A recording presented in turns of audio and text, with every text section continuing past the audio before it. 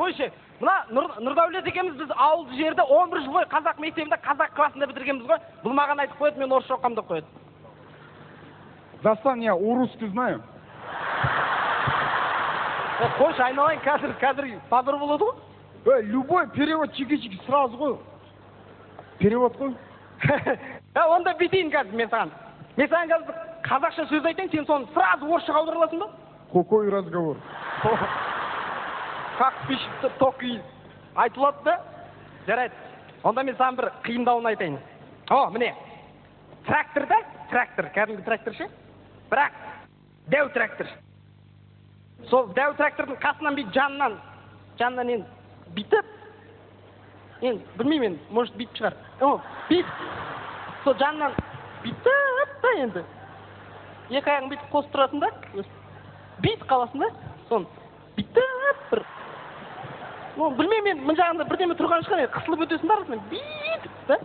Сон битіп тұрып, бит қалған жерінде мынандай жерде әппақ күшік, осыны аударып шал.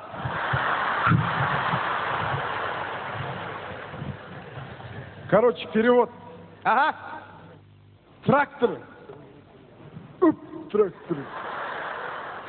Тоқта. Деген не ол? Ну, качок тракторушка, да, короче? Ага.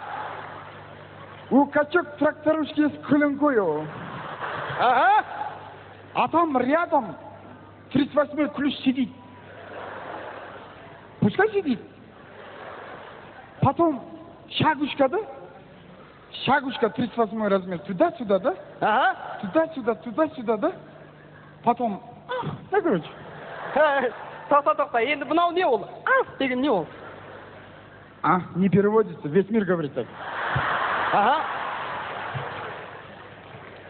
Короче,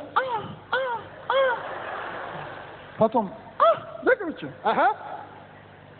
А на топраке? Тоқта. Топрак деген не ол? Топрак не переводится. Ага. Топрак? А что, ой, топрак, да, короче? В общем, земля десишь. Ну, землячок. Ага. Рядом мынандай бір кішкентай. Қандай? Кішкентай. Айтса енді қандай? Аппақ күчемік. Бәрекелді!